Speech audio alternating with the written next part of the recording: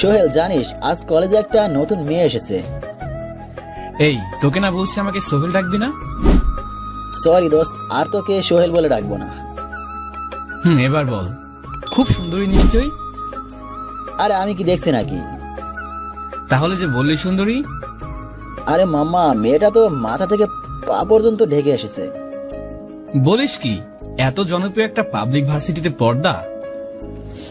সেটাই তো আশ্চর্যের বিষয়। মেয়েটাকে তো দেখতে হয়, চল মামা একটু দেখে আসি। আচ্ছা চল। হ্যালো কালো বোরকা। মেয়েটা দেখেও না দেখার ভান করে সেখান থেকে চলে গেল। সোহেল আর অপূর্ব মেয়েটার দিকে হা করে তাকিয়ে রইল।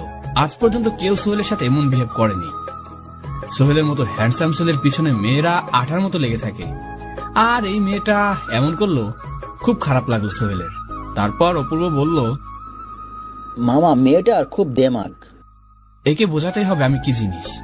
সোহেলের পাশ দিয়ে ফার্স্ট ইয়ারের অবন্তী যাচ্ছিল, তাকে ডাক দিল সোহেল। এ অবন্তী, তুমি নতুন মেয়েটার সম্পর্কে কিছু জানো?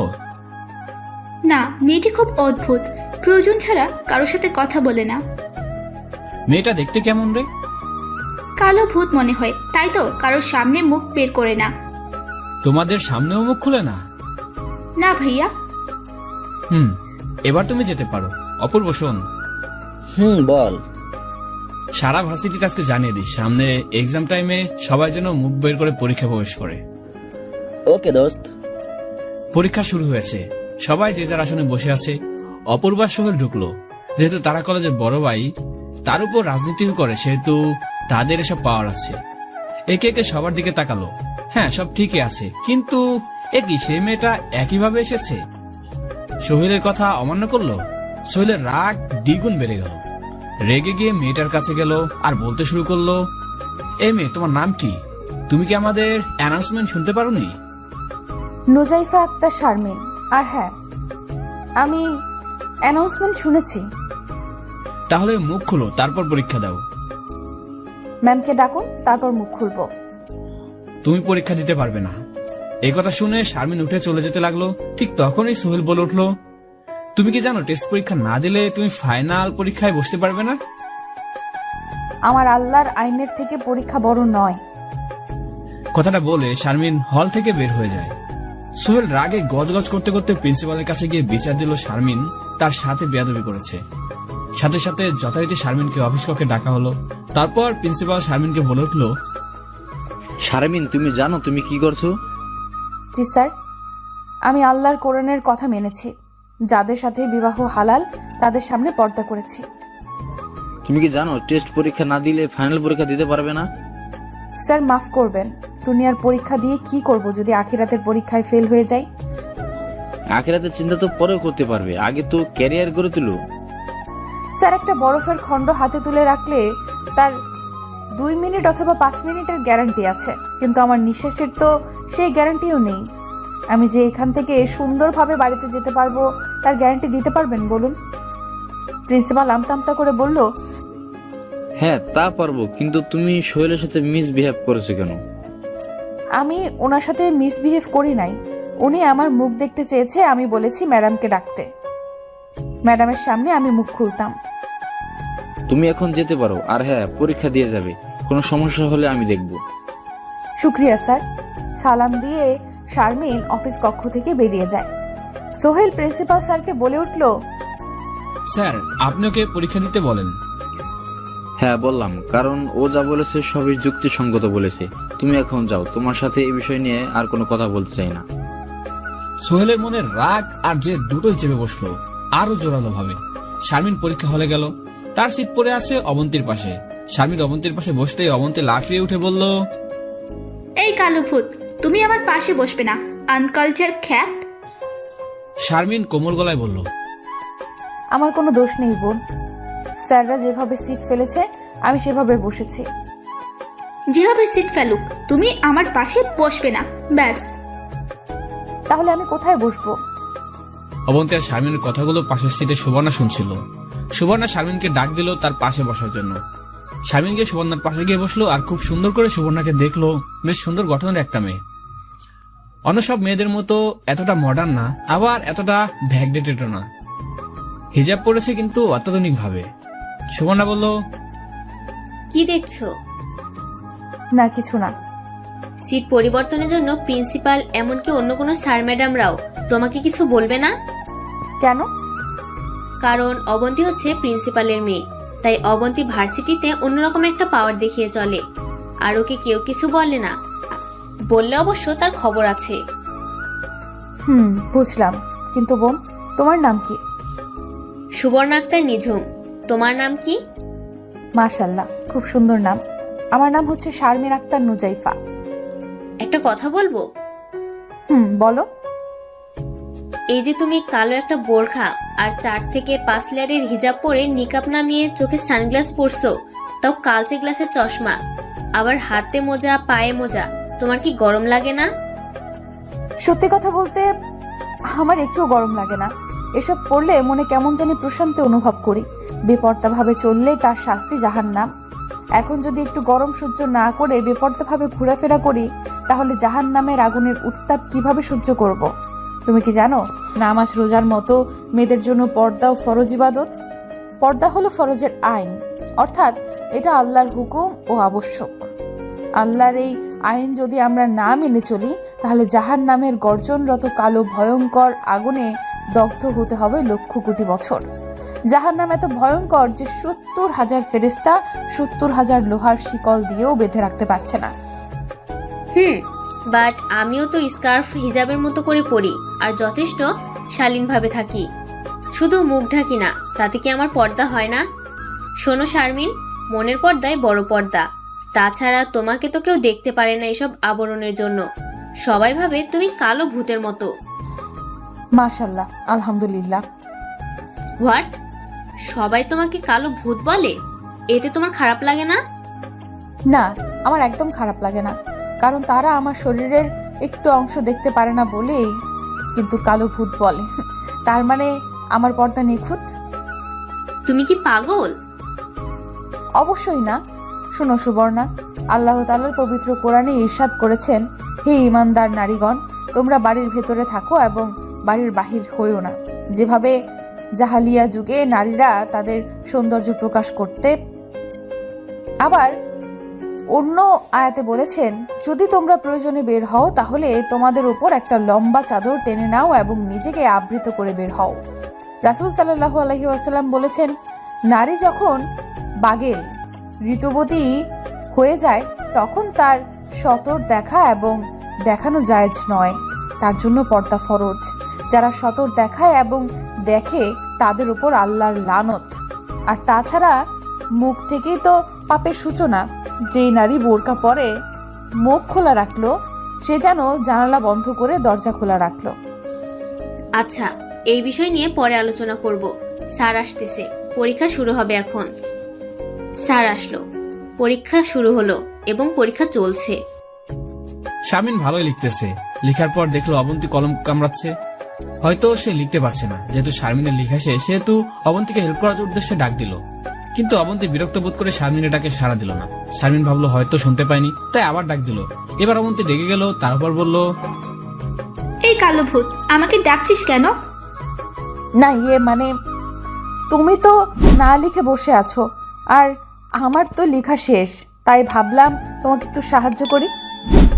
তোর কাছ থেকে আমি সাহায্য নিব? তুই অবন্তীকে হেল্প করতে চাস? তোকে দেখতে তো মনে হয় পরীক্ষার জানিস না। ও তোমাকে তখন কত অপমান করলো, তারপরেও নির্লজ্জের মতো তাকে হেল্প করতে গেলে কেন? ও পারছিল না তো তাই।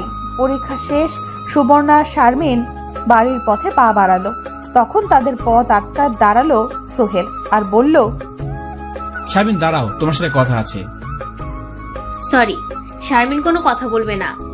আপনি পথ ছাড়ুন, না হলে প্রিন্সিপালকে ডাকবো। এই মেয়ে, তুমি চুপ থাকো, আমি শারমিনের সাথে কথা বলবো।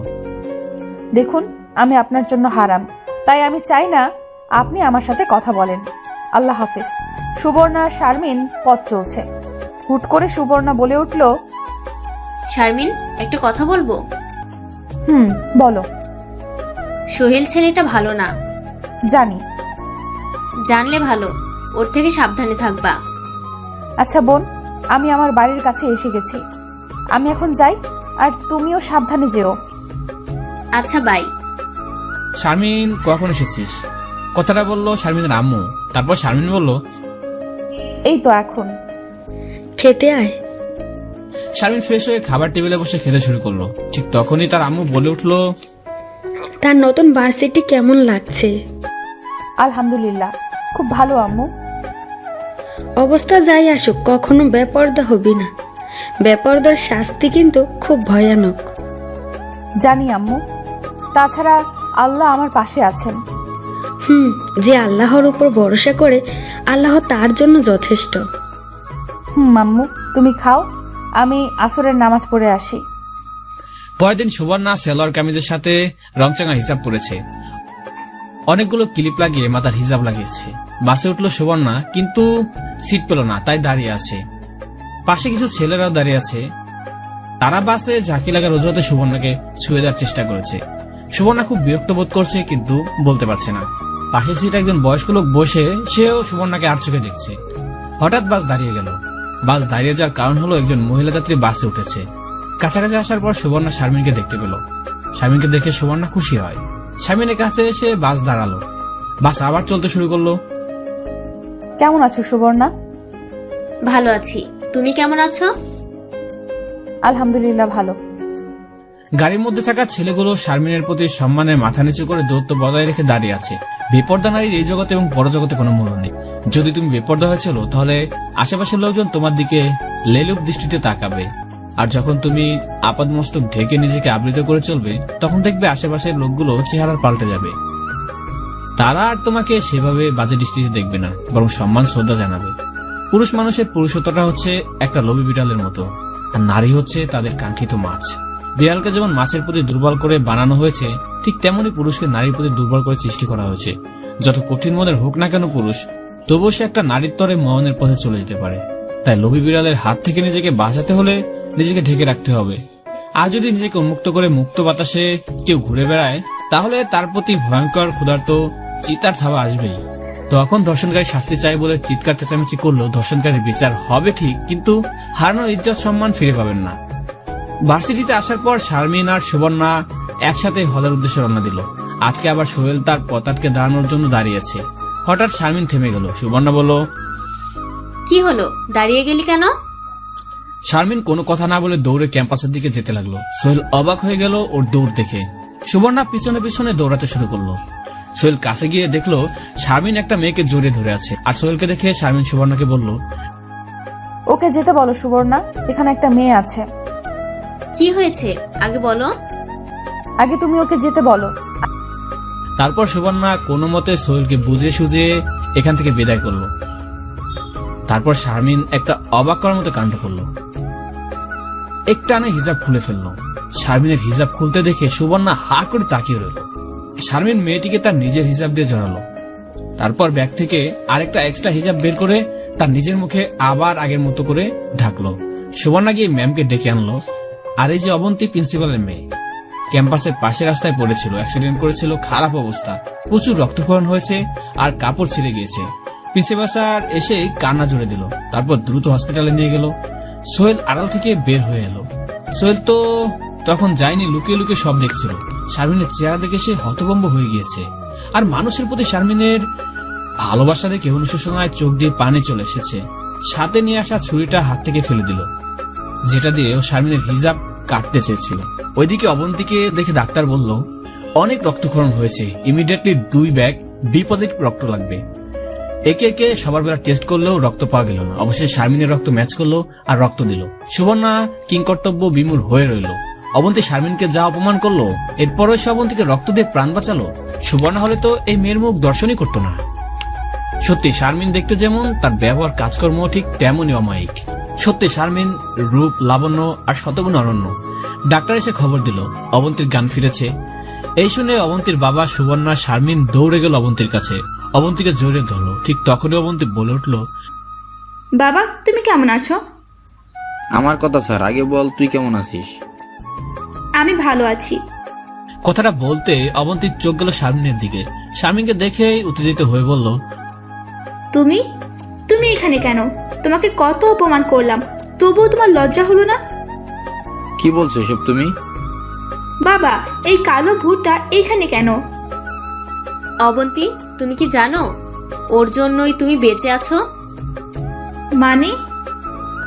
মানে এই শারমিন তোকে প্রথম রাস্তায় অজ্ঞান অবস্থায় পড়ে থাকতে দেখে হসপিটালে নিয়ে আসি। কি? হ্যাঁ, এবং রক্তের অভাবে তুমি যখন মারা যাচ্ছ তখন ও তোমাকে রক্ত দিয়ে বাঁচিয়েছে। কি বলছো তোমরা? ঠিক বলছি। অবন্তী ছলছল চোখে শারমিনের দিকে এগিয়ে এলো, তারপর জোরে ধরে কাঁদতে বলল, আমাকে মাফ করে দাও, তুমি আমাকে রক্ত দিয়েছো আর আমি তোমাকে কত অপমান করেছি। প্লিজ আপু, আমাকে মাফ করে দাও। আরে আরে কি বলছো? আমরাই তো, এতে রাগ করার কি আছে? তারপর অবন্তী প্রিন্সিপালকে বলল, আবু, আমি শারমিনের কাছ থেকে ইসলামিক নিয়মাবলী শিখতে চাই। হ্যাঁ নিশ্চয়ই, তুমি অবশ্যই শিখবে। এটা তো খুশির খবর। ধন্যবাদ আব্বু। সুবর্ণা, শারমিন আর অবন্তী এখন থেকে বেস্ট ফ্রেন্ড, একজন আরেকজনের কলিজার অর্ধেক। অবন্তীর এখন আর আগের মতো অহংকার আর বেপরদা নেই, অনেক পরিবর্তন হয়ে গেছে। সুবর্ণা, শারমিন, অবন্তী ক্যাম্পাসে বসে আছে ঠিক তখন সোহেল ওদের কাছে আসলো। তারপর অবন্তী বলল, কি ব্যাপার, তুমি এখানে কেন? হ্যাঁ, তুমি এখানে কেন? শারমিন, আমি তোমার কাছে মাপ চাইতে এসেছি। ও, কি ব্যাপার, হঠাৎ এত পরিবর্তন? আসলে আমি আমার ভুল বুঝতে পেরেছি আর ক্ষমা চাইতে এসেছি। আমি আপনাকে মাফ করে দিয়েছি, এবার এখান থেকে যান। মানে আরো কিছু বলবেন? না, কথাটা বলে সোহেল চলে গেল। ঠিক তখনই অবন্তী সুবর্ণাকে বলে উঠল, সুবর্ণা, জানিস আমার কি মনে হয়? কি? সোহেল মনে হয় শারমিনকে ভালোবেসে ফেলছে। হোয়াট? অবাক হওয়ার কি আছে? আমার ছোট থেকে স্বপ্ন আমি একজন হুজুরের বউ হব। তো ওর সাথে প্রেম করে ওকে হুজুর বানিয়ে ফেল। ইম্পসিবল। কেন? কারণ ইসলাম উইদাউট ম্যারেজ লাভ হারাম করে দিয়েছে, এটা জানিস? কি? হ্যাঁ, কারণ অবৈধ প্রেম জিনা ব্যভিচারের দিকে নিয়ে যায়।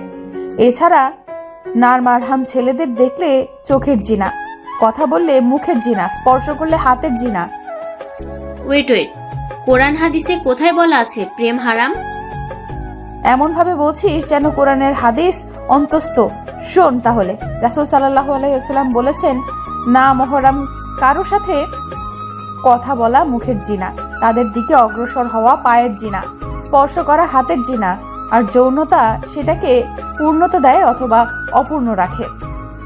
প্রেম করলে তো কথা বলা, দেখা করে তো হবেই। আর তাছাড়া অবিবাহিত জিনাকারী শাস্তি হলো কোন রকম দয়া না দেখে নির্দয়ভাবে 100 দৌড়া চাবুক মারা। আর বিবাহিত জিনাকারী শাস্তি হলো রজব বা প্রস্তরাঘাতে মৃত্যুর নির্দেশ। বুঝতে পারছি, জান্নাতের অপসরি। এবার আমার একটা প্রবলেম সলভ করে দে। কি প্রবলেম? আমার কাছে নেহা ক্লাস 9-এ পড়ে, খুব ভালো ছাত্রী ছিল, বাট 2-3 মাস ধরে পড়ালেখা করে না, অন্যরকম হয়ে গেছে। চাচা চাচি খুব চিন্তিত। শারমিন, তুই একটা তাবিজ দিয়ে দে। তাবিজ লাগবে না, তোর বোনের যে বয়স, এই বয়সটা খুব বিপজ্জনক। তুই দেখিস তো ওর ফোন আছে কিনা। হ্যাঁ আছে তো। তাহলে হয়েছে। কি হয়েছে? অবন্তী, তুই দেখবি ওর বিছানার নিচে সিম কয়টা আর FNF নাম্বার কয়টা, কার সাথে বেশি কথা বলে। তারপর হাত থেকে ফোনটা সরাবি, ব্যাস, প্রবলেম সলভ। তাহলে কাজ হবে? হবে মানে 100% হবে, দেখিস তুই। ওকে দোস্ত। এরপর যার যার মতো সবাই চলে গেল। বাসায় গিয়ে অবন্তী নেহাকে ডাক দিল। এই নেহা, কোথায় তুই? নেহা রুম থেকে বের হয়ে আসলো আর বলল, কি হয়েছে আপু? তোর মোবাইলটা দে তো একটু। কেন? দরকার আছে। অনিচ্ছা থাকা সত্ত্বেও নেহা মোবাইলটা দিল অবন্তীর হাতে। অবন্তী মোবাইল হাতে নিয়ে চেক করে পুরোই অবাক। ফেসবুক খুলেছে, ইমো খুলেছে, আর SMS এর অভাব নেই। এসব দেখে অবন্তী বলল, নেহা, এইসব কি? মানে আপু। চুপ, একটা কথাও বলবি না, এর জন্যই তোর স্টাডি স্বর্গে উঠেছে। এই, তোর বয়স কত? 16+। আর এখনই এত কিছু? আজ থেকে তোর মোবাইল আমার ড্রয়ারে বন্দি থাকবে। কিন্তু আপু, কোনো কিন্তু না, বেশি কথা বললে চাচা চাচিকে জানাবো। যাও নিজের ঘরে গিয়ে পড়তে বসো। উফ, পোলা পাইনে দুধের দাঁত পড়েনি আর এখনই প্রেম করে। ওদিকে শারমিন বাড়িতে যাওয়ার পর শারমিনের বড় ভাই জাহেদ ডাক দিল। শারমিন তার ভাইয়ের কাছে গিয়ে বলল, আসসালামু আলাইকুম ভাইয়া, আসবো? হ্যাঁ আয় শারমিন। শারমিন কাছে গিয়ে দাঁড়ালো। জাহেদ বলে উঠল, বস, এখানে বস, যে কারণে ডেকেছি। বলো। মা আমাদের তো পাত্রী দেখেছে, তোদের সাথে পরে শুনেছি। নাম কি ভাইয়া? নাম নাকি সুবর্ণা, পুরো নাম সুবর্ণা আক্তার নিঝুম। ভাইয়া সুবর্ণা তো আমার অর্ধেক। জাহিদ হেসে বলল, হ্যাঁ হ্যাঁ তাই। হ্যাঁ ভাইয়া, সুবর্ণা আমার ভাবি হবে। আমার যে কি খুশি লাগছে। আমার বোন যখন এই বিয়েতে রাজি, তাহলে বিয়েটা তো আমাকে করতেই হবে। মাকে বল দিন তারিখ ঠিক করতে। শারমিন খুশিতে লাফাতে লাফাতে চলে গেল। জাহেদ শারমিন আর ওর মা সুবর্ণার বাসায় গিয়ে বিয়ের দিন তারিখ ঠিক করে আসলো। শারমিনের ভাই জাহেদ একজন কোরআনের হাফেজ এবং সৎ লোক। এলাকার সবাই জাহেদকে খুব ভালোবাসে। সুবর্ণা ভাসিটিতে একা একা বসে আছে। শারমিন গিয়ে পিছন থেকে জড়িয়ে ধরলো। সুবর্ণা চমকে উঠে রাগে লুক নিয়ে পিছনে তাকিয়ে দেখে শারমিন দাঁড়িয়ে আছে আর হাসছে। এরপর শারমিনের হাসি থামিয়ে দিল। কি ভাবি সাহেবা, এখানে একা একা বসে আছেন যে? অবন্তী কোথায়? ওয়েট ওয়েট, ভাবি মানে? ভাবি মানে ভাবি, আমার ভাইয়ার হবু বউ। ফাজলামো হচ্ছে? আমি তোর বান্ধবী, বুঝলি? আরে বুবু, সময় বলে দিবে ভাবি নাকি বান্ধবী। যাই হোক, অবন্তী কোথায় রে? অবন্তীকে আজ পাত্র দেখতে আসে। কি বলছিস? ছেলে কি করে? ছেলে কি আর করবে, ছেলে বেকার। এটা কেমন কথা? তারা কি জানে না কর্মহীন ছেলের জন্য রাসূল সাল্লাল্লাহু আলাইহি ওয়াসাল্লাম বিবাহ নিষেধ করে রোজা রাখার উপদেশ দিয়েছে? ছেলে বেকার থাকুক, ছেলের বাবার তো আছে। কাপুরুষের মতো বাবারটা কতদিন খাবে শুনি?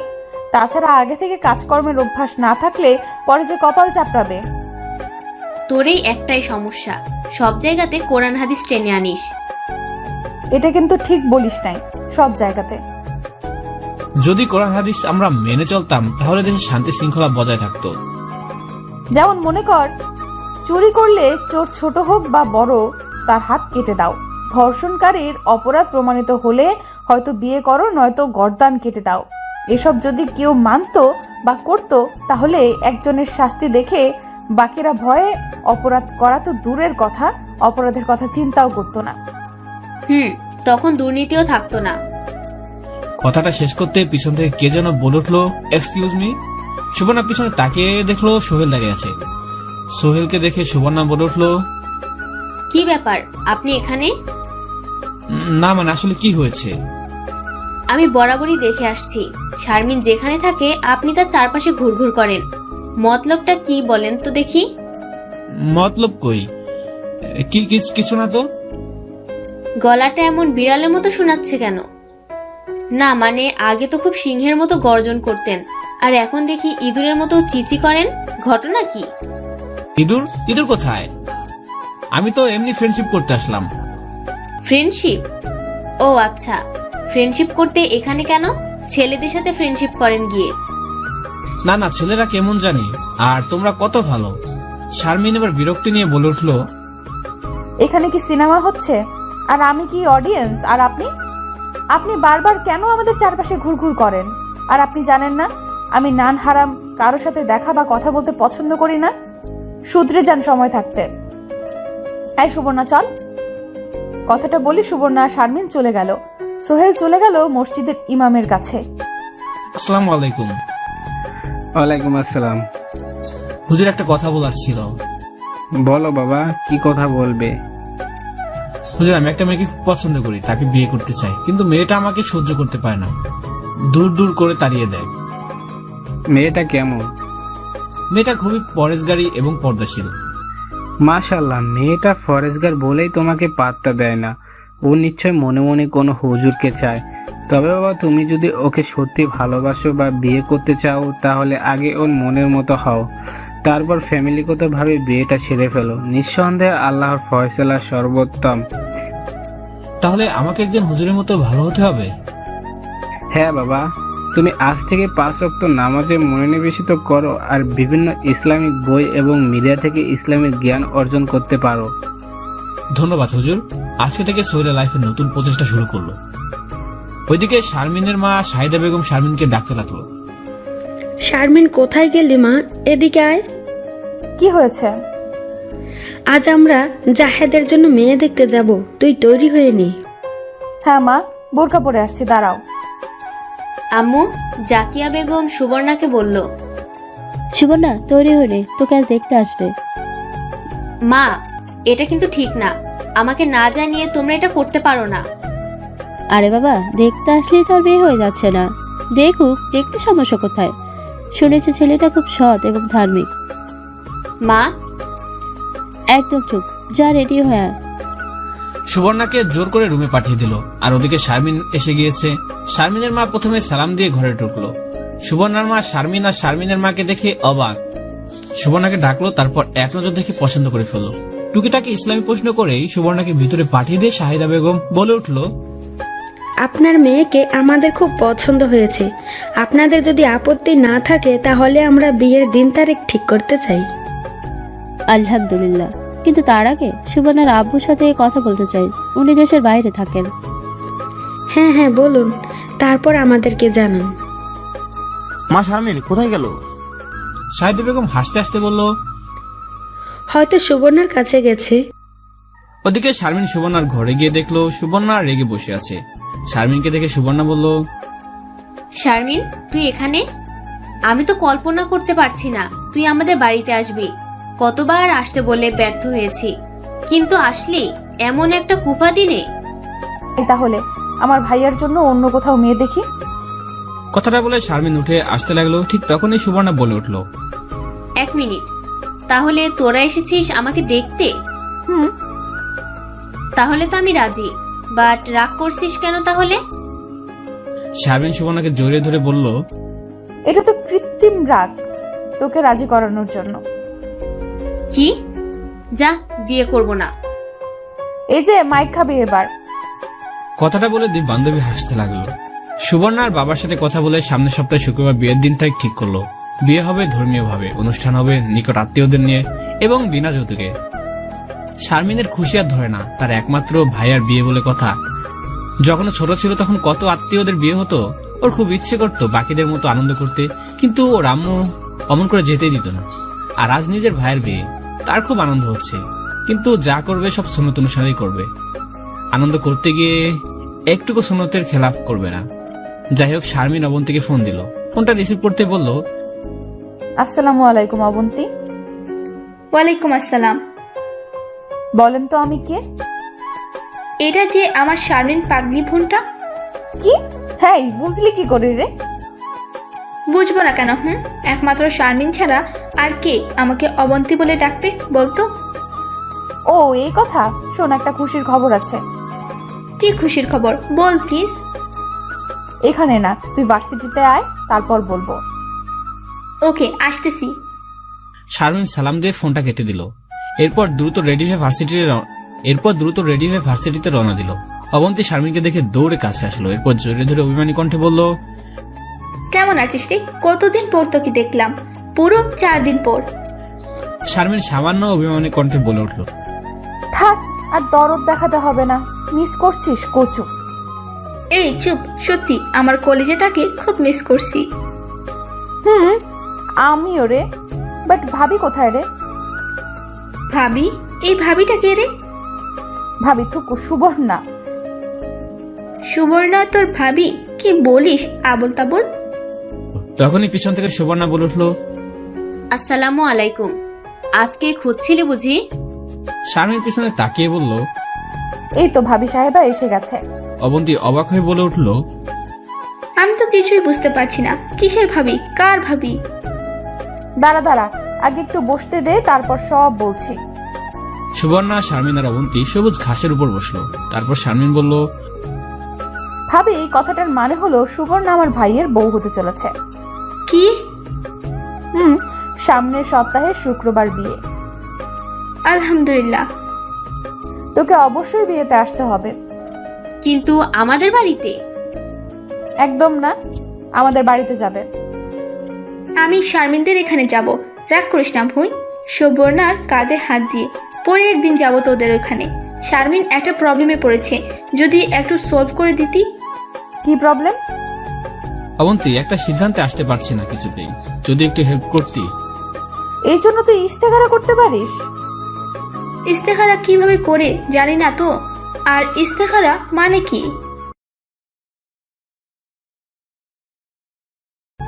অবন্তী, একটা সিদ্ধান্তে আসতে পারছি না কিছুতেই, যদি একটু হেল্প করতি। এই জন্য তুই ইস্তেখারা করতে পারিস? ইস্তেখারা কিভাবে করে জানি না তো। আর ইস্তেখারা মানে কি? ইস্তেখারার অর্থ কল্যাণ কামনা করা। ইস্তেখারা হচ্ছে একটা নামাজ।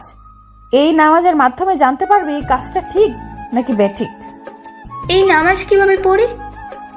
আমি শুনেছি এই নামাজ বিয়েজনিত ব্যাপারে পড়ে। যার যেখানে বিয়ে হতে চলেছে এটা কতটা মঙ্গলজনক তা জানতে। শুধু বিয়ে না, যে কোনো শুভ কাজের শুরুতেই ইস্তেখারা করা যায়। আমি শুনেছি ইস্তেখারার মাধ্যমে নাকি গায়েবের রহস্য জানা যায়। এটা সম্পূর্ণ ভুল ধারণা। এটা অনেকের ধারণা যে ইস্তেখারার মাধ্যমে গায়েবের রহস্য জানা যায় এবং উদ্দেশ্য সম্পর্কে আল্লাহর পক্ষ থেকে নির্দেশ আসে। আসলে না, এমন কোনো বাধ্যকতা নেই। এরকম ঘটনা ঘটতেও পারে, আবার নাও ঘটতে পারে। তবে ইস্তেখারা দ্বারা উদ্দেশ্য সম্পর্কে আল্লাহর পক্ষ থেকে এরূপ কোনো ইঙ্গিত লাভ করা যায়, যা দ্বারা সামান্য চিন্তা ভাবনা করলে কর্তব্য নির্ধারণ করা যায়। ওয়াও, এই নামাজ কতদিন পর্যন্ত পড়তে হয়? একদিন পড়লেই হবে। তবে যদি একদিনের ইস্তেখারার কোনরূপ সিদ্ধান্তে পৌঁছাতে না পারিস আর তাতেও যদি ফল না পাস তাহলে 7 দিন করবি। ইনশাআল্লাহ অবশ্যই সফলতা পাবি। যে কোনো শুভ ফলের জন্য আল্লাহর নিকট প্রার্থনা করাই হলো ইস্তেখার লক্ষ্য। অতএব কোন রকম ইঙ্গিত না পেলেও আল্লাহর নাম নিয়ে এবং তার সাহায্য প্রার্থনা করে কাজ শুরু করলে আল্লাহ কাজে সুফল দান করেন। বুঝলাম, কিন্তু নামাজটা কিভাবে পড়বো? ইস্তেখারার দোয়াটা মুখস্থ রাখতে পারবি? কি দোয়া? আমি বলছি, তোরা খাতায় লিখে নে। দোয়াটা হলো আল্লাহুম্মা ইন্নী আস্তাগফিরুকা বি ইলমিকা ওয়া আস্তাগফিরুকা বি কুদরাতিকা ওয়া আসসালাকু মিন ফাদলিকাল আযীম ফাইন্নাকা। শেষ? শেষ। আর কিছু করা লাগবে? হ্যাঁ, এই দোয়াতে যে হাজাল আমরা বাক্যটি মুখে উচ্চারণ করার সময় যে কাজটির জন্য ইস্তেখারা করবি সেই কাজটি মনে মনে খেয়াল করবি। আর শোয়ার সময় উত্তর শিউরি হয়ে ডান কাত পশ্চিমের দিকে মুখ করে রাখবি। সকালে ঘুম থেকে উঠে তোর যেদিকে মনের ঝোঁক অনুভব হবে সেদিকে লেগে যাবি। আল্লাহর ইচ্ছায় এতেই সুফল পাবি। এছাড়া কি কোনো সহজ পদ্ধতি নেই? আছে, শোন তাহলে। সেটা হলো রাতে শোয়ার আগে 2 রাকাত নামাজ পড়ে নিবি। নামাজ পড়া শেষে তুই কারোর সাথে কথা বলবি না। নামাজ শেষ করে তুই ডান কাত হয়ে ঘুমিয়ে পড়বি। আর মনে মনে যে কাজটির জন্য নামাজ পড়েছিস সেই কাজটি তোর জন্য শুভ হবে কিনা সেটি ভাবতে থাকবি। ইনশাআল্লাহ তুই ফলাফল পাবি। আর সব সময় এই দোয়াটি পড়তে থাকবি। ওকে, ক্লাসে চল। তারা 3 জনে ক্লাসের উদ্দেশ্যে রওনা দিল। হঠাৎ পিছন থেকে একটা ছেলেকে দেখতে পেল অবন্তী। ছেলেটা পায়ে গোড়ালির উপর প্যান্ট পরেছে। তার কাছে এই ব্যাপারটা অদ্ভুত লাগলো। এই ভার্সিটিতে আগে কখনো এরকম দেখেনি। অবন্তী কৌতূহল নিয়ে ছেলেটাকে ডাক দিল। ছেলেটা 2 থেকে 3 বার ডাকার পর আসলো, তাও নিচের দিকে তাকিয়ে আছে। অবন্তী ছেলেটাকে বলে উঠলো, এই শুনেন, নতুন নাকি? হ্যাঁ, আজকে এসেছি নতুন। নাম কি আপনার? জুবায়ের হোসেন জুনায়েদ। কোন ডিপার্টমেন্ট? হিস্ট্রি। ও, আমরাও সেম। আচ্ছা যান। জুবায়ের চলে গেল। শারমিন এতক্ষণ নিচের দিকে তাকিয়েছিল। ছেলেটা চলে যাওয়ার পর শারমিন অবন্তীকে বলে উঠলো, অবন্তী, তোর এই অভ্যাসটা পরিবর্তন কর। ওকে দোস্ত, করলাম। এবার চল। ওইদিকে হঠাৎ করে জুবাইরকে পিছন থেকে ভার্সিটির কয়েকটা অভদ্র টাইপের র্যাগিংকারী মেয়েরা ডাক দিল। জুবাইর চুপচাপ সেখানে গেল। দলের সর্দারনি সাদিকা জুবাইরের চারপাশ ঘুরলো, তাকে দেখলো, তারপর বলল, কিরে, কি পরে এসেছিস সেগুলো? জি, পাঞ্জাবি। আর প্যান্ট পরেছিস গোড়ালে বের করে? তোর মতো খ্যাতকে ভার্সিটিতে নিল কে? আপনি অভদ্রের মতো তুই তোকারি করছেন কেন? ওই যে দূরে একটা মেয়েকে দেখতে পাচ্ছিস না, ওর ওড়নাটা টান দিয়ে নিয়ে আয়। ছি ছি, আপনি একটা মেয়ে হয়ে একথা বললেন কি করে? কথা কম, যা বলছি তাই কর গিয়ে। পারবো না। গিয়ে যা বলছি, না হলে এক থাপ্পড় দিব। আমাকে মেরে ফেললেও এ কাজ আমি করতে পারবো না। এবার সাদিকা রেগে গিয়ে জুবায়ের মুখে সজোরে ঘুষি বসিয়ে দিল। ঘুষির আঘাতে মাটিতে পড়ে গেল, মুখ দিয়ে রক্ত গড়িয়ে পড়ছে। সাদিকা জুবায়ের কলার ধরে উঠাচ্ছে। প্রিন্সিপালকে দেখে সবাই পালিয়ে গেল। জুবায়ের মুখ ধরে উঠে দাঁড়ালো, রক্ত বন্ধই হচ্ছে না। পাঞ্জাবির পকেট থেকে যখন রুমাল বা টিস্যু হাতে যখন কিছুই পেল না, তখন বাধ্য হয়ে টুপি দিয়ে যখন মুখ মুছতে যাবে, তখনই কেউ হাত বাড়িয়ে একটা রুমাল তার সামনে ধরলো। তাকিয়ে দেখলো কালো কাপড়ে একটা আবৃত মেয়ে। জুবায়ের কালো বোরকাতে আবৃত মেয়েটিকে দেখে মাথা নিচু করে ফেললো। শারমিন নামটা শুনে চলে গেল। ক্লাস শেষে শারমিন বাড়িতে গিয়ে দেখলো বাড়িতে আত্মীয় স্বজন এসেছে। শারমিনকে দেখে ওর মা সাদিহা বেগম বলল, এসে গেছিস তুই? দেখ, বিয়ের শাড়ি থেকে শুরু করে টুকিটাকি সবকিছু কেনা শেষ। তুই দেখ তো কেমন হয়েছে। তুমি যখন পছন্দ করেছো তখন ভালোই হবে ইনশাল্লাহ। যা ফ্রেশ হয়ে আয়। শারমিন রুমে চলে গেল এবং ফ্রেশ হয়ে এসে ডাইনিং টেবিলে বসলো। ওর মা ভাত দিয়ে বলল, একটা কথা বলার ছিল। হ্যাঁ মা, বলো। জাহেদ বলেছিল তার বিয়ের পরপরই তোর বিয়েটা দিতে, তুই কি বলিস? তোমরা যা ভালো মনে করো তাই করো, কিন্তু এই মুহূর্তে আমার বিয়ের ব্যাপারে আলাদা কোনো ফিলিংস নেই। জাহেদ নাকি ছেলেটাকে দেখেছে। ছেলে কি করে? ছেলে এমবিবিএস ডাক্তার। তাহলে বাদ দাও, আমি হুজুর ছেলে ছাড়া বিয়ে করব না। জাহেদ এ ব্যাপারে দ্বিমত ছিল। ওরও ইচ্ছা ছিল কোনো একটা ভালো টাইপের হুজুর ছেলের সাথে তোর বিয়ে দিবে। কিন্তু মা, তোমরা সুবর্ণাকে পছন্দ করলে কিভাবে? সেও তো অতটা পর্দায় ছিল না। অতীত ঘেটে কি করব বল, বর্তমানে কেমন সেটাই দেখেছি আমরা। শারমিন আর কিছু বলল না, খুব ক্লান্ত লাগছিল তাই শুয়ে পড়লো। মাগরিবের নামাজের সময় জেগে মাগরিবের নামাজ পড়ে ফেসবুক লগ ইন করলো। 1000 ফ্রেন্ড তার, ফ্রেন্ড লিস্টে সবগুলো ফিমেল। তার আইডিতে নানা মাহরানের জায়গা নেই। ফেসবুক হোক, অনুভূতিগুলো তো রিয়েল। যদি ছেলেরা থাকে তাহলে মেসেজিং হবেই। শয়তান এই কাজটা সুযোগ নিয়ে মন পরিবর্তন করে দিবে, তারপর কোন একটা ফেতনায় জড়িয়ে যেতে পারে। ফেসবুকে গিয়ে টুকিটাকি ইসলামিক নিউজ দেখলো, তারপর এশার নামাজ পড়ে ঘুমিয়ে গেল। অনেক ক্লান্ত লেগেছে তাই এক রাতেই ঘুমে পার করে দিল। সকালে সজাগ হতেই দেখলো ফজরের আজান দিচ্ছে। তাড়াতাড়ি করে উঠে নামাজ পড়ে নিল। নামাজের পর কিছু তসবিহ তাহলিল করতে লাগলো। ফরজ নামাজের পর তসবিহ তাহলিল করায় অনেক সওয়াব পাওয়া যায়। রাসূলুল্লাহ সাল্লাল্লাহু আলাইহি ওয়াসাল্লাম বলেছেন, যে ব্যক্তি প্রত্যেক ফরজ নামাজের পর সুবহানাল্লাহ 33 বার, আলহামদুলিল্লাহ 33 বার এবং আল্লাহু আকবার 33 বার পাঠ করবে, এই বলে শর্ত পূরণ করবে যে লা ইলাহা ইল্লাল্লাহু ওয়াহদাহু লা শারীকা লাহু লাহুল মুলকু ওয়া লাহুল হামদ ওয়া হুয়া আলা কুল্লি শাইইন কাদির, তাহলে তার যাবতীয় গুনাহ আল্লাহ তাআলা মাফ করে দিবেন, যদি তা সমুদ্রের ফেনা পরিমাণও হয়। এত অল্প সময় এত সওয়াবের অধিকারী হওয়াটা কি হাতছাড়া করা যায়? দেখতে দেখতে শারমিনের ভাইয়ার বিয়ের সময় এলো। আজ বৃহস্পতিবার, অতএব আগামীকালকে শুক্রবার। শারমিন খুবই খুশি। কিছুক্ষণ পর অবন্তীকে ফোন দিল ভার্সিটিতে যাওয়ার জন্য। অবন্তীর ভার্সিটিতে যাওয়ার পর শারমিন বলতে লাগলো, শোন, কালকে ভাইয়ার বিয়ে, তোকে অবশ্যই যেতে হবে। অবশ্যই যাব দোস্ত। কিছুক্ষণ পর জুবাই তাদের কাছে আসলো, কিছুটা নার্ভাস হয়ে বলল, এই নিন আপনার রুমাল। শারমিন রুমালটা হাতে নিতেই জুবাই চলে গেল। অবন্তী মিটমিট করে হেসে বলল, কে রে, কাহিনী কি? নাউজুবিল্লাহ মিন জালিক। কেন? যা চিন্তা করছিস তা মোটেও ঠিক না। তাদের কথার মাঝে রিয়া আসলো। তারপর শারমিনকে উদ্দেশ্য করে বলল, এই যে কালো ভূত, তোকে সাদিকা ডাকছে। অবন্তী প্রতিবাদ করতে গেলে শ্রমিন তাকে থামতে বলে। এরপর রিয়ার সাথে গেল। সেখানে যেতেই সাদিকা শারমিনকে বলে উঠল, থাকবে কলেজে এরকম অদ্ভুত ড্রেস পরা চলবে না। কেন? কেন আবার? আমি বলছি তাই। ভার্সিটিটা কি আপনার নিজের? সাদিকার আগে লুক নিয়ে বলল, সংযত হয়ে কথা বল। বেয়াদব কে সেটা দেখতেই পারছি। আই মিন, তোমার তো সাহস কম না? আমার সামনে উঁচু গলায় কথা বলছো? যে শ্বাস সেজেছ তাতে তো জঙ্গি বলে মনে হচ্ছে। জঙ্গি আমরা না, জঙ্গি আপনারা।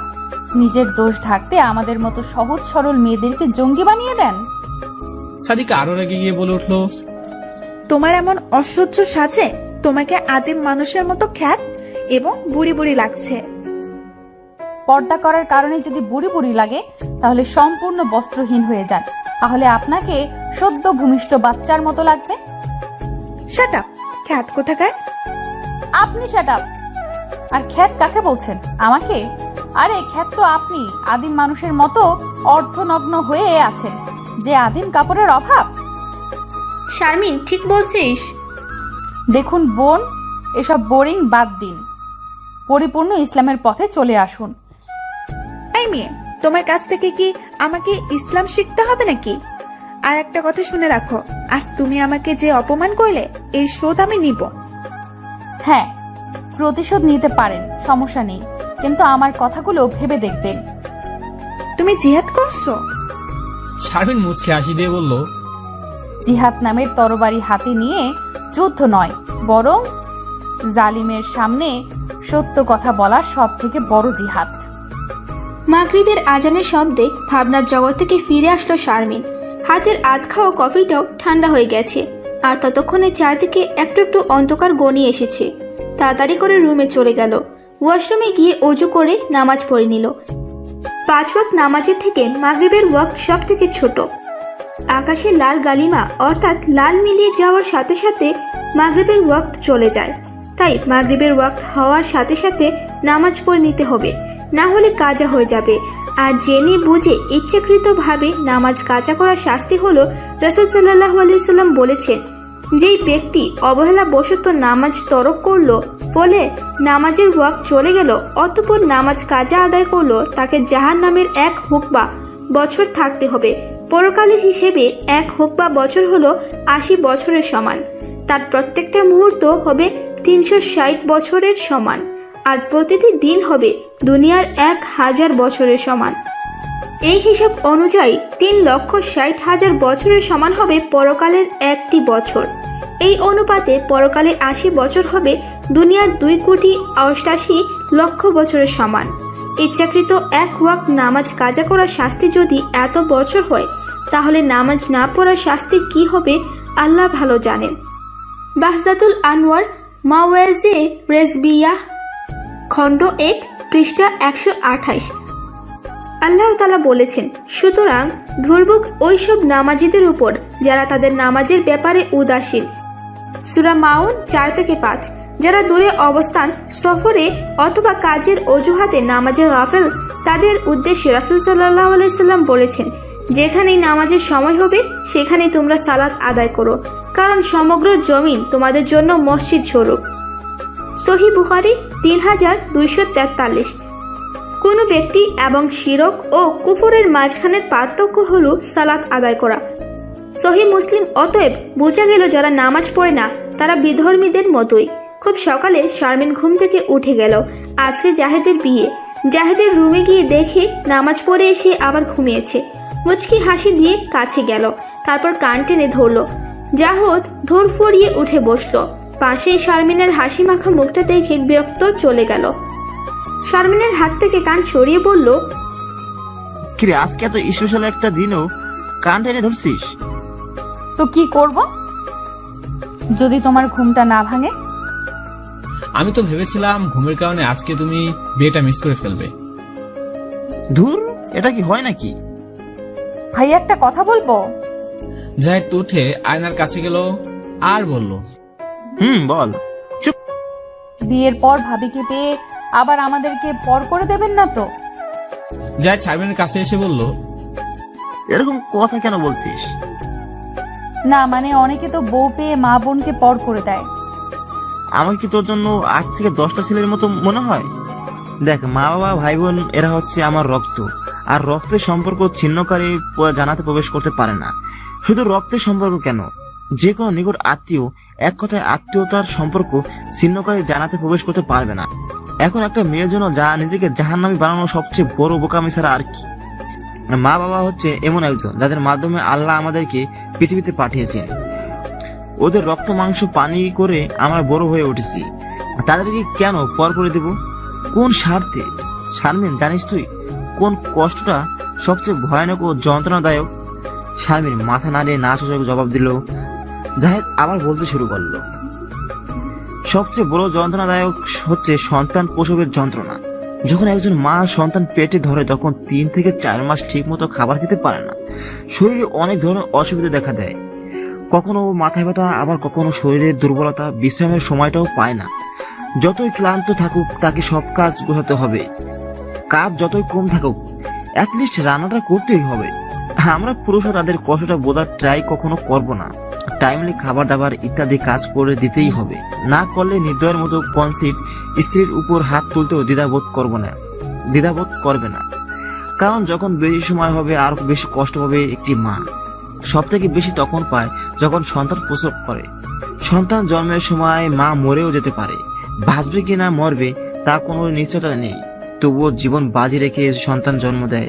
সন্তানের জন্য আরামের ঘুম হারাম। অর্থাৎ আমার গায়ে যে রক্ত মাংস আছে সবই মা বাবার অবদান বেশি। ওই হাদিসটা তোর মনে আছে? এক ব্যক্তি মা বাবার অবদানের কথা জিজ্ঞাসা করলে রাসূল সাল্লাল্লাহু আলাইহি ওয়াসাল্লাম 3 বার মায়ের কথা বললেন এবং 4th বার তার বাবার কথা বললেন। তার মানে বউয়ের থেকে মা বড়? আরে গাধি, বউয়ের সাথে মাকে এবং মায়ের সাথে বউকে কম্পেয়ার করা ঠিক না, কারণ মায়ের কাজ একমাত্র মাই করতে পারে এবং বউয়ের কাজ বউ। মা হলো অন্তর শীতলকারী আর বউ হচ্ছে চক্ষু শীতলকারী। মা হচ্ছে মায়ের জায়গায় আর বউ হচ্ছে বউয়ের জায়গায়। এখন বলিস মা বলো না বউ বলো, তাহলে বলবো মা হতে হলে আগে বউ হতে হবে। মা ছাড়া দুনিয়ার মুখ দেখতে পারতাম না, আর বউ ছাড়া বাবা ডাক শুনতে পারবো না। ছেলেদের জীবনে সবচেয়ে বড় পাওয়া হচ্ছে বাবা ডাক শোনাটা। ভাইয়া তোমার এত জ্ঞান? দুর্বোকা, যা মায়ের কাছে যা। সব রকম গোছগাছ করে সুবর্ণাদের বাড়ির উদ্দেশ্যে বরযাত্রী রওনা দিল। অল্প সময়ের মধ্যে বিয়ে সম্পন্ন করে নিয়ে আসলো জাহিদের বাড়িতে। ভাবি আর লজ্জা পেতে হবে না, আমি যাই কেমন? শারমিন কথাটা বলতে সুবর্ণা কিঞ্চিত লজ্জা পেয়ে মুচকি হাসি দিয়ে নিচের দিকে তাকালো। শারমিন চলে গেল। সুবর্ণা একা বসে আছে আর ভাবছে কিভাবে বিয়ে হয়ে গেল।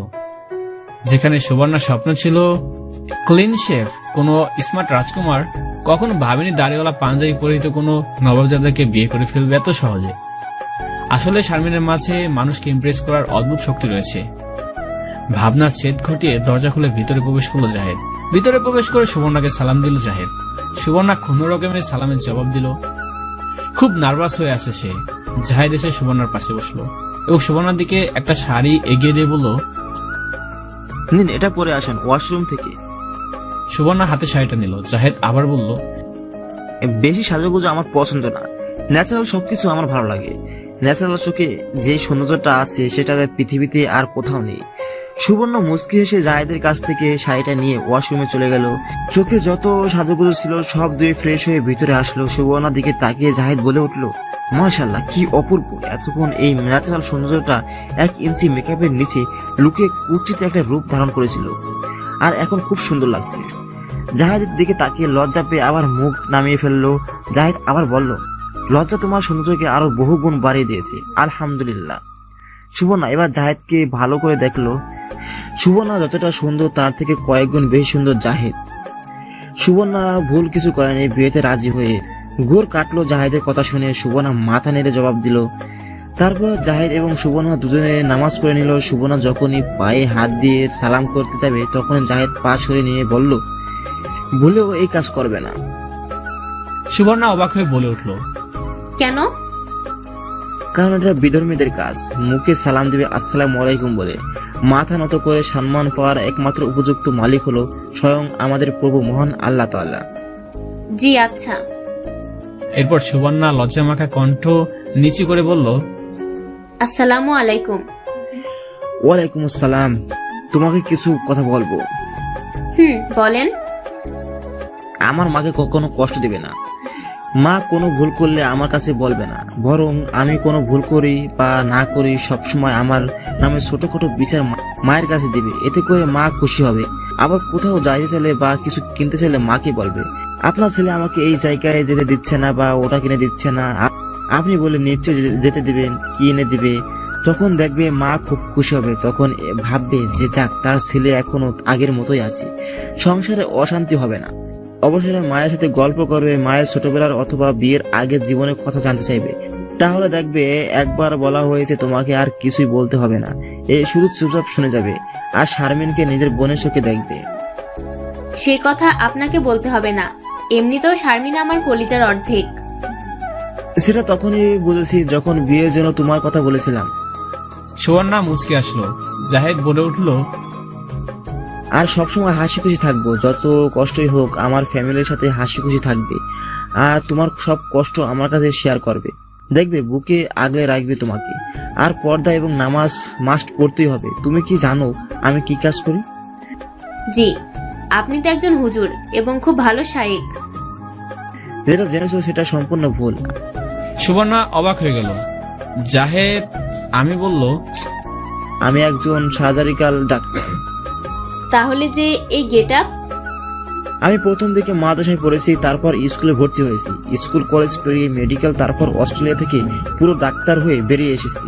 অবশ্য আমার মা বাবা চেয়েছিলেন আমি যেন মাদ্রাসায় পড়ি এবং হুজুর হই, আর তাই তো তার ইচ্ছেটাও পূরণ করেছি। তুমি স্কুলে পড়ো, কলেজে পড়ো, সমস্যা নেই, কিন্তু দিন ছেড়ে দিও না, দিনের পথে চলো, দিনকে আঁকড়ে ধরো।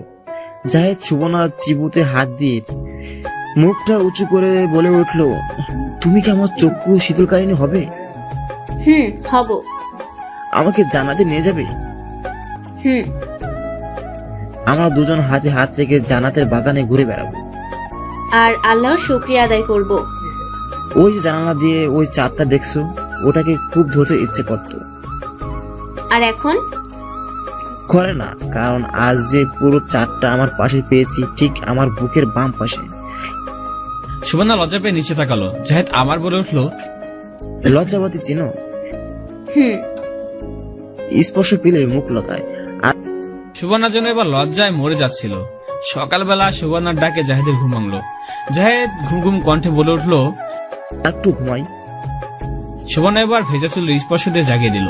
জাহেদ উঠে সুবর্ণার দিকে তাকিয়ে বলল, মাশাআল্লাহ, যেন শিশিরে ভেজা লাল পর্দা। সুবর্ণা আবার লজ্জা পেল। জাহেদের এসব করে সুবর্ণা লজ্জায় হয়তো মরে যাবে। কাল রাত থেকে শুরু করে কতবার যে খুন হয়েছে সেটা নিজেও জানে না। তারপর সুবর্ণা বলে উঠল, কাব্য রচনা পড়ে করবেন, এবার উঠে ফ্রেশ হয়ে মসজিদে যান। সুবর্ণা মুচকি এসে উঠে ওয়াশরুমে চলে গেল। ফিরে আসতে সুবর্ণা তার হাতে রাখা পাঞ্জাবি আর টুপি জাহেদের দিকে এগিয়ে দিয়ে নিচে তাকিয়ে মুচকি মুচকি হাসলো। জাহেদ পাঞ্জাবি আর টুপি হাতে নিতে নিতে বলল, আমি তো এমনই একজন লজ্জাবতী স্ত্রীকে চেয়েছিলাম যে হবে আমার চক্ষু শীতলকারিণী। জাহেদ পাঞ্জাবি টুপি পরে মসজিদে চলে গেল। সুবর্ণা নামাজ শেষ করে মোবাইলটা হাতে নিয়ে ফেসবুকে গেল। সবাই ওকে অনেকভাবে কংগ্রেস জানিয়েছে। এমন সময় দরজায় টোকা পড়লো। সুবর্ণা দরজায় গিয়ে দরজা খুলতে দেখলো শারমিন দাঁড়িয়ে আছে। শারমিন দুষ্টুমি করে বলল, কি ভাবি, ঘুম হলো নাকি ঘুমাওনি? সুবর্ণা আবার নিচে তাকে লজ্জা মাখা মুচকি হাসি দিল। শারমিন বলল, থাক থাক, আর লজ্জা পেতে হবে না। নামাজ পড়েছো তো? পড়েছি। আলহামদুলিল্লাহ, এবার নিচে আসো, মা তোমাকে ডাকছে। তুমি যাও, আমি আসছি। শারমিন কপ রাগ নিয়ে বলল, কি বললে আমাকে? দেখো, তুই করেই বলবে আগের মতো। আচ্ছা যা তুই, আমি আসছি। শারমিন হাসতে হাসতে চলে গেল। সুবর্ণা মাকে ড্রয়িং রুমে না দেখে মায়ের রুমে গিয়ে দেখলো মা কোরআন তিলাওয়াত করছে। সুবর্ণা চুপ করে একপাশে দাঁড়িয়ে রইল। জাহেদের মা জাকিয়া বেগম সুবর্ণার উপস্থিতি টের পেয়ে কোরআন পড়া বন্ধ করে বলল, মা তুমি বিছানায় এসে বসো, আমি কোরআন শরীফ রেখে আসি। সুবর্ণা মাথা নেড়ে ইশারা করে বিছানা দিয়ে বসলো। জাকিয়া বেগম কিছু গহনা আর গলার হার নিয়ে আসলো। তারপর এগুলো বিছানায় রেখে বলল, এগুলো আমি আমার জাহেদের বউর জন্য বানিয়েছিলাম, আসো তোমাকে পরিয়ে দিই। সুবর্ণার গলায় স্বর্ণের হার আর হাতে চুড়ি দুখানা পরিয়ে দিয়ে বলল, আমাকে কখনো শাশুড়ি ভাববি না, নিজের মা ভাববি, কেমন? জি মা। ভাবি, এক হারি আরেক মা পেয়েছিস। সুবর্ণার চোখগুলো ছলছল করছে। জাকিয়া বেগম আবার বললেন, মাঝে মাঝে ভুল হলে তোকে বকা দিব, কখনো রাগ করবি না। সুবর্ণা এবার কেঁদে দিল। জাকিয়া বেগম সুবর্ণার মাথা হাত বোলাতে বোলাতে বলল, দেখ তুমি এর কান্না, কাঁদছিস কেন পাগলি? সাত মুখটাকে কি কান্না বানায়? হেসে তো দেখি একবার। সুবর্ণা চোখ দুটি মুছে হেসে বলল, মা, এটা যে বড় খুশির কান্না। জাকিয়া বেগম মুচকি আসলো। শারমিন মাঝখানে এসে বলল, বাবা, আমদুধ এক হলো আর আটি গড়াগড়ি খেলো। জাকিয়া বেগম শারমিনকে বলল, এক থাপ্পড় দেব পাগলি। জানি তো। এখন একটা মেয়ে এসে গেছে আর আমাকে চলে যেতে হবে। সুবর্ণা শারমিনের কান টেনে ধরে বলল, এই যে ম্যাডাম, আপনাকে তো বের করতেই হবে, তা না হলে মায়ের মনের ভেতর ঢুকবো কি করে? হ্যাঁ হ্যাঁ জানি তো, এবার কানটা ছাড়ো, না হলে কি? না হলে ভাইয়াকে আজকে তোমার থেকে আলাদা রাখবো। তবে রে। সুবর্ণা কথাটা বলে শারমিনের দিকে তেড়ে আসতে হাসতে হাসতে দৌড়ে পালালো। সুবর্ণাদের বাড়ি থেকে লোক এসেছে ওদেরকে নিয়ে যেতে। জাহেদ এবং সুবর্ণা রেডি হয়ে বসে আছে। আত্মীয়দের খাওয়া দাওয়া শেষ হলেই ওরা রওনা দিবে। যাওয়ার আগে সুবর্ণা তার শাশুড়ি এবং শারমিনকে জোরে ধরে বিদায় জানিয়ে গাড়িতে উঠলো। গাড়িতে বসে জাহেদ বলল, কবে ফিরবো আমরা? 1 মাস পর। জাহেদ লাফিয়ে বলে উঠল, কি বলছে সব? কালকেই নিয়ে চলে আসবো? সুবর্ণা হেসেই ফেললো। শ্বশুর বাড়ি যার পর থেকে অনেকে আসছে নতুন জামাই দেখতে। জাহেদ তো লজ্জায় নীল হয়ে আসছে। দেখা দেখি পর্ব শেষে রাতে সুবর্ণা জাহেদ বসে বসে গল্প করছে। এমন সময় সুবর্ণার কিছু কলেজ ফ্রেন্ড ঘরে ঢুকলো। সবাই এসে খাটের উপর বসলো। জাহেদ ওদেরকে দেখে মাথা নিচু করে বসে আছে। জাহেদ মাথা উঁচু করলো, কিন্তু ওদের দিকে না তাকিয়ে সুবর্ণার দিকে তাকিয়ে রইল। ওদের মাঝে আদ্রি অনেক অহংকারী এবং মডার্ন মেয়ে। অনেক ছেলে ওর পিছনে ঘুরে, এজন্য সে প্রাউড ফিল করে। ও ভেবেছিল সুবর্ণার হাজবেন্ড ওকে দেখবে, দেখে অ্যাটলিস্ট চোখ ফেরাতে পারবে না। এই জন্য কত আকর্ষণীয় ভাবে সেজে এসেছে। বাট কি হলো, দেখবে তো দূরের কথা, কথাই বলল না। সুবর্ণা তো এই ব্যাপারটা খুব এনজয় করেছে, সেটা ওর মুখের মুচকি হাসি দেখেই বোঝা যাচ্ছে।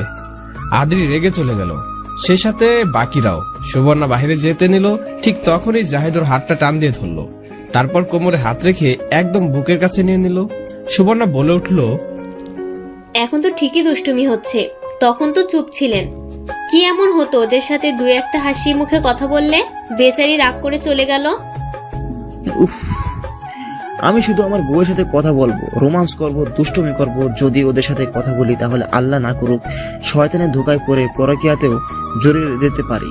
কথাটা শেষ করতে না করতেই সুবর্ণা জাহেদের ঠোঁটে আঙ্গুল রেখে সাবধান করে দিল। জাহেদ বলল, আর তাই আমার বউকে আমি দেখবো, আমার বউ আমার কাছে সেরা সুন্দরী। সুবর্ণা লজ্জা পেয়ে মাথা নিচু করে ফেললো। যত লজ্জা পাক, মনে মনেও ঠিকই। সুবর্ণা 2 পা উঠে আসলো জাহেদের পায়ের উপরে।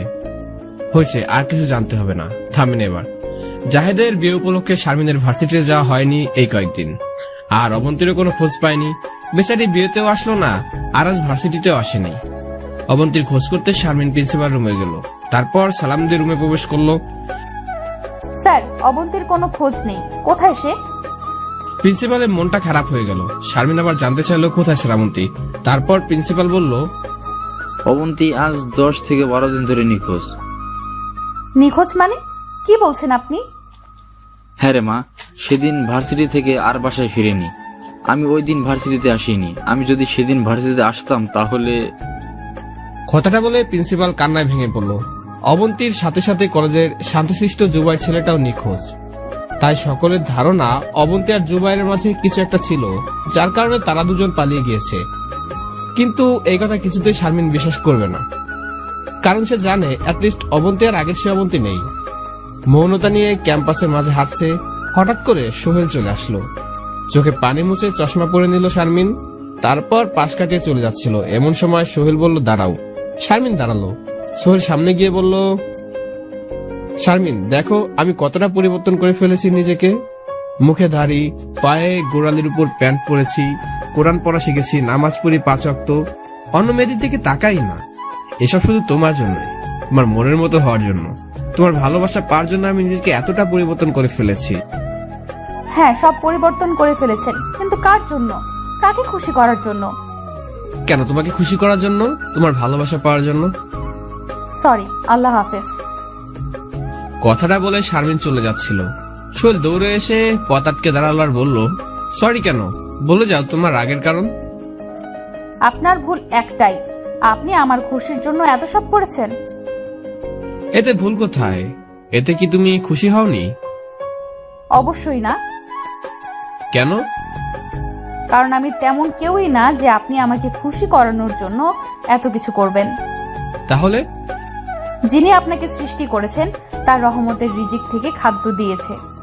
সেই মহান আল্লাহ তাআলার জন্য যেদিন নিজেকে পরিবর্তন করতে পারবেন, যেদিন মহান আল্লাহ তাআলাকে খুশি করানোর জন্য ইসলামের অনুশাসন মেনে চলতে পারবেন, যেদিন জাহান্নামের ভয়ে নিজের ভুল ত্রুটি শুধরে নিতে পারবেন, যেদিন আল্লাহকে ভালোবাসার জন্য আমাকে চাইবেন, সেদিন আমাদের বাড়িতে বিয়ের প্রস্তাব পাঠিয়ে দিবেন। আমি কবুল করে নেব ইনশাআল্লাহ। কথাটা বলে শারমিন চলে গেল। সোহেল মূর্তির মতো দাঁড়িয়ে রইল।